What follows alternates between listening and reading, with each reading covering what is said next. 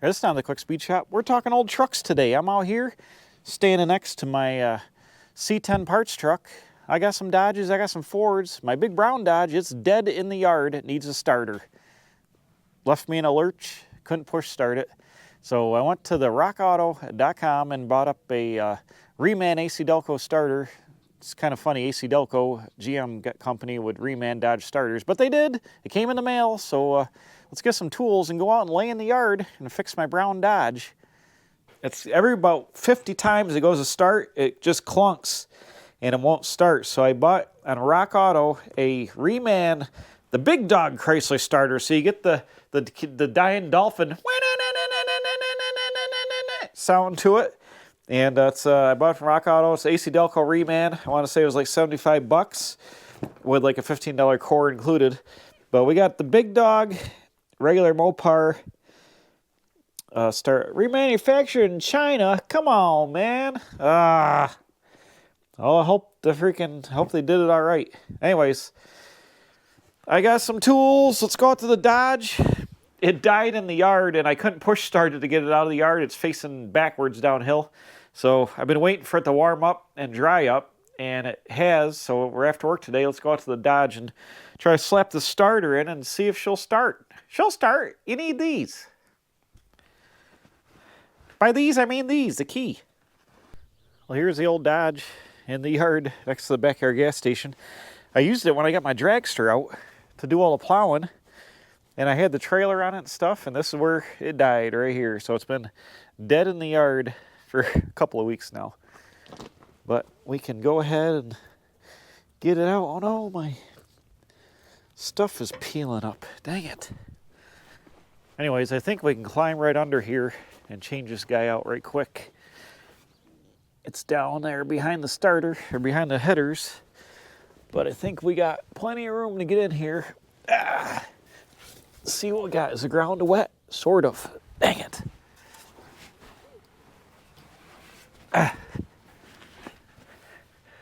All right, here it is here. What do we got? Where's the wires?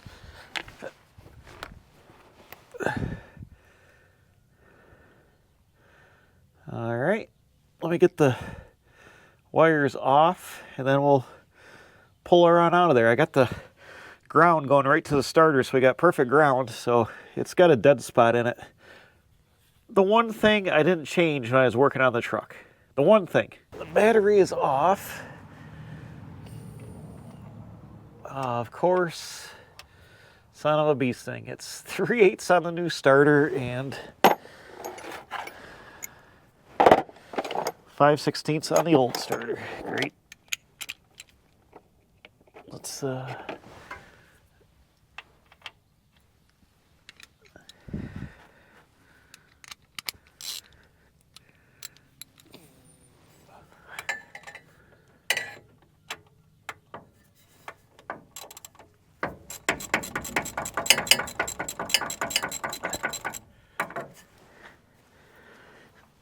it works good, except every like 50 starts, it doesn't do what it's got to do. I'll probably take this starter to town and get it rebuilt, because it's an original Mopar starter. Why not?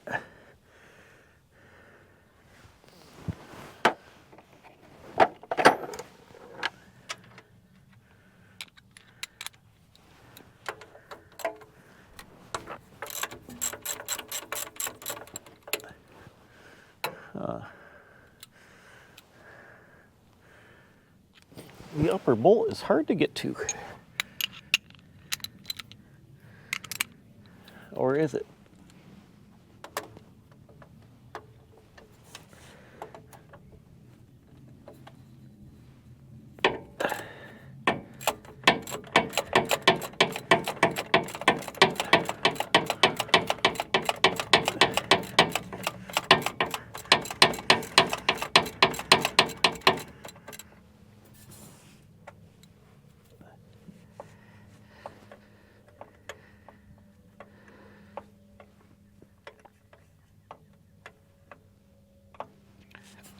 Well, I gotta go get the 5/16 socket and the extension, so I'll be right back. All right, I got everything, all the wires off. Just got to take the lower bolt out of here. Whoa, and I left enough room with the headers, and I built the exhaust to get the starter out, which was a big bonus.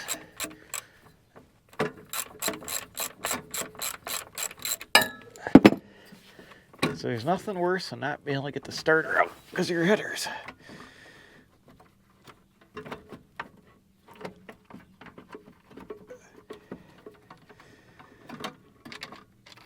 Okay.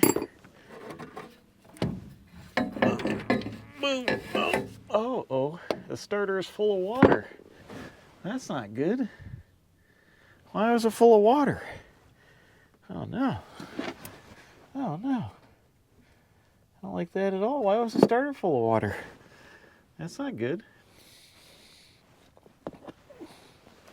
Not good at all. Oh, this starter is large.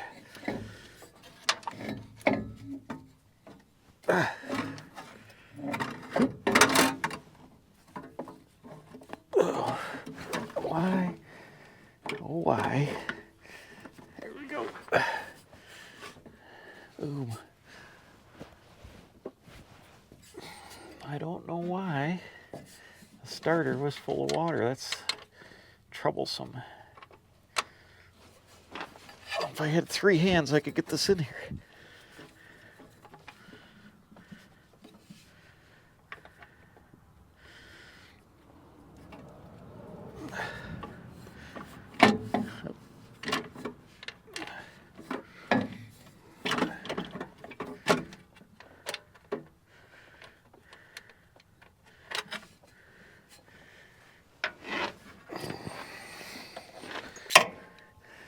Thinking ahead about the starter and the headers was a grand idea, because it would have sucked if I had to take the exhaust system off to fix this.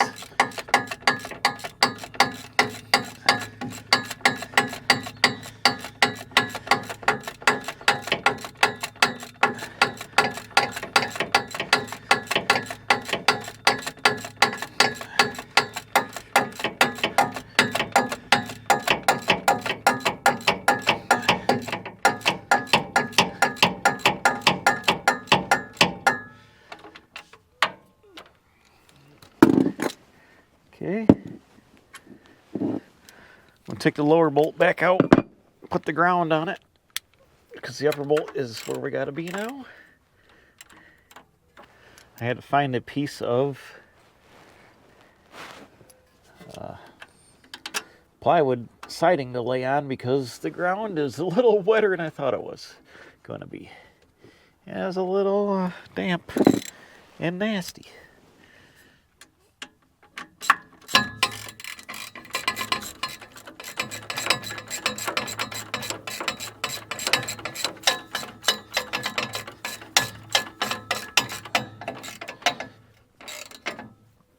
I always like to ground the engine and the battery right to the starter, just so you got maximum circuit completion. You know, you're not making ground through like different straps or paint or nothing. You're making it right to the starter, and then I got a separate ground going to other places.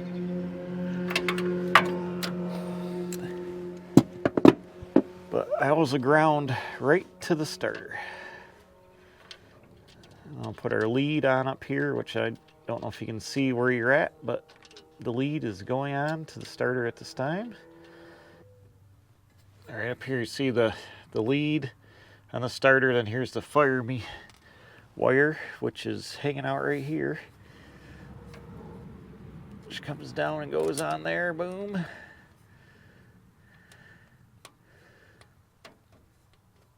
Like that. And I'll put the nut back on it. So let me just tighten up the connections and we'll climb out and see if she works. All right, let's see if this works. Ooh, there we go. I'm gonna crank it a couple minutes to get some oil pressure built up before I hit the choke. Oh. I guess we don't need oil pressure, just gonna rattle. Man, that thing spins like a mofo. There we go, fixed it. I got the four-wheel drive light doesn't work, so I got it hooked to the check EGR light. Ready? Watch us when you come out of four-wheel drive. See that? Oh, can you see it? Hold on. Right there, we're in 4 high, and we go to 2 high. That's my four-wheel drive light right there, the check EGR, because this dash cluster is out of a full-time 4 high. So it was in four-wheel drive all the time, so there wasn't a four-wheel drive indicator light. But this truck had one because it's an 80, so.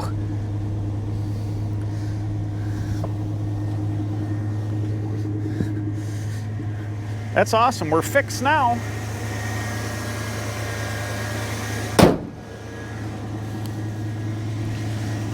This guy, that's not oil, that's fluid film on here, but I don't know why some water came out of the motor.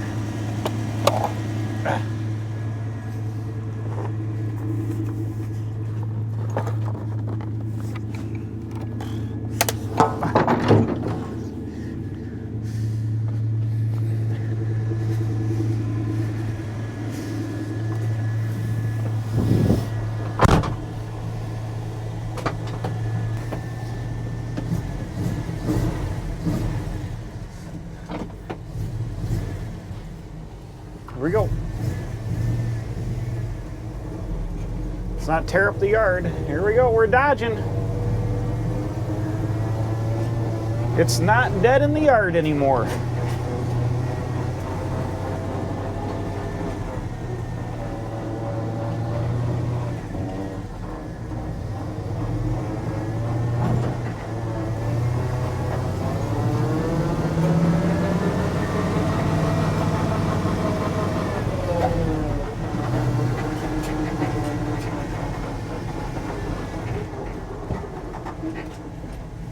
That's awesome. Oh, the plow is up all the way. It just screamed at me.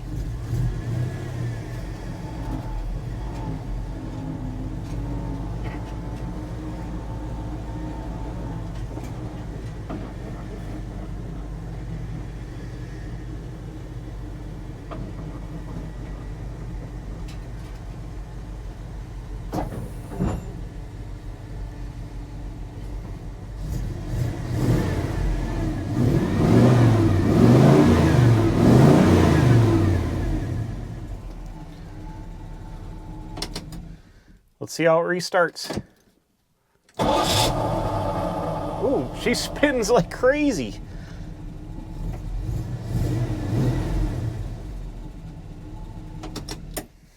Well, that wasn't bad. Only 2 weeks dead in the yard.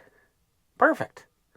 New starter, 75 bucks, worth it. It's always good when you can start your truck.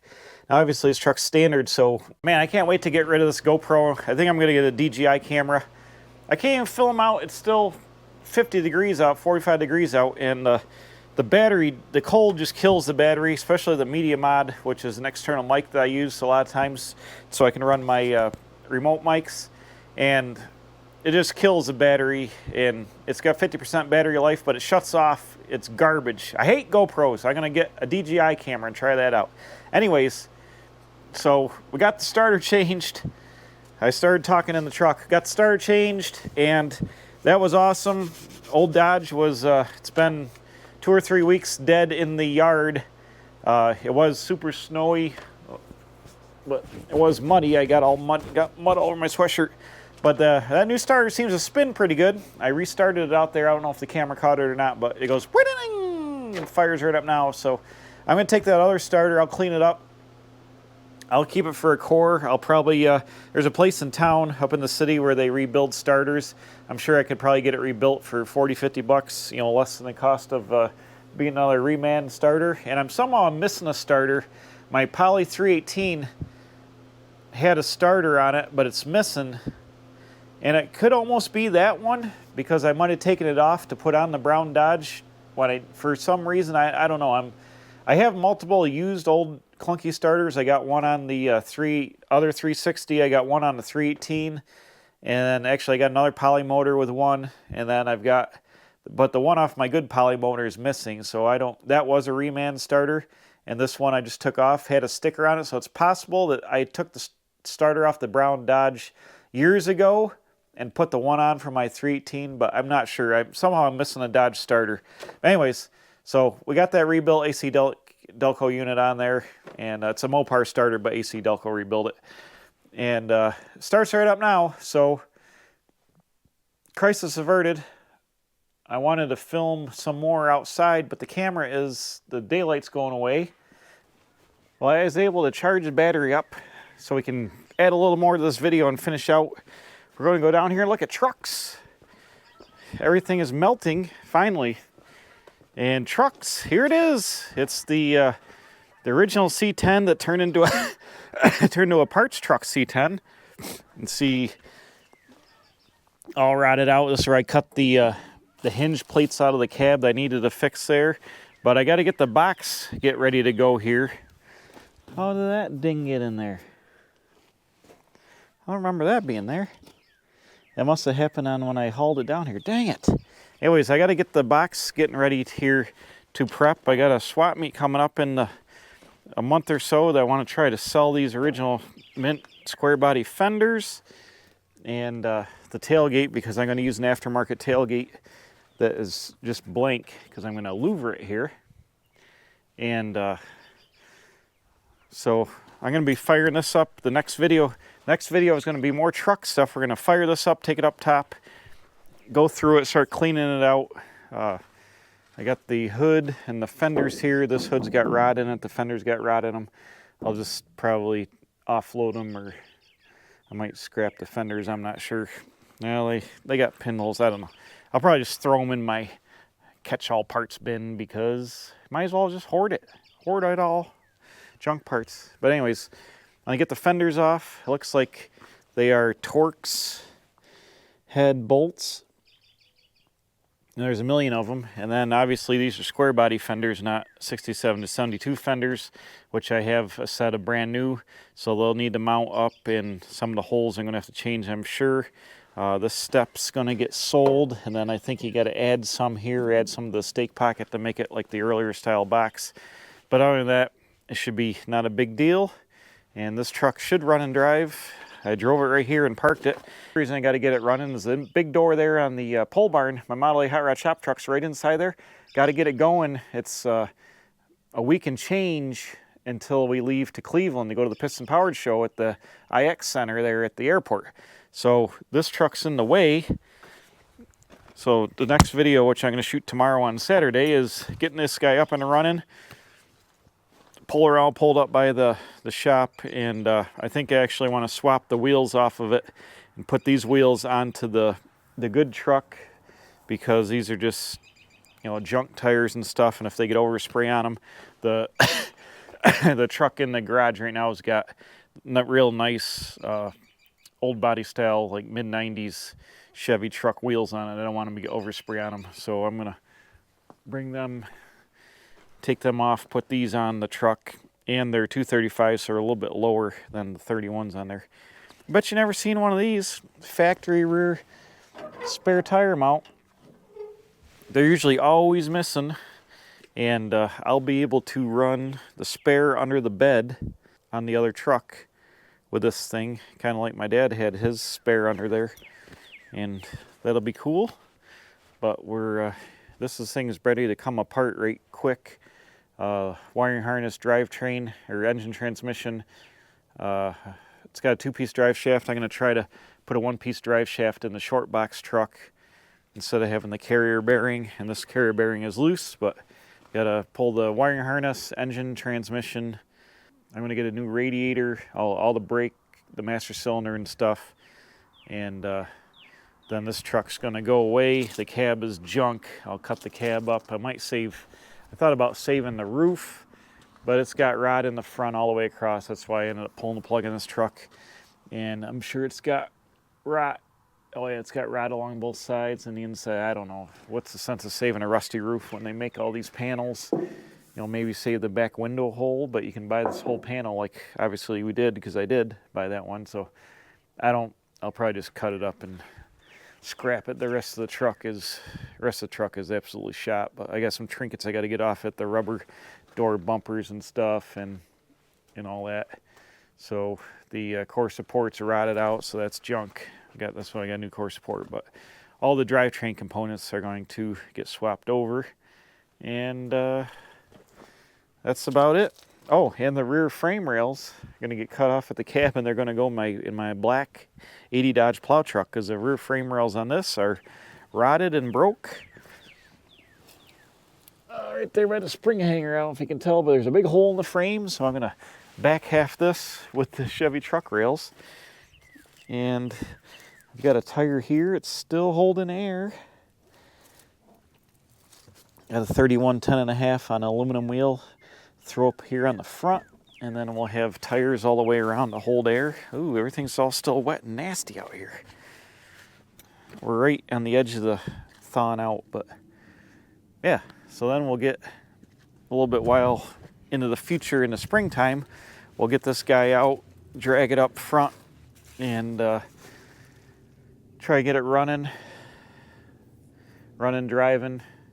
Throw the floor pans in it that came with it.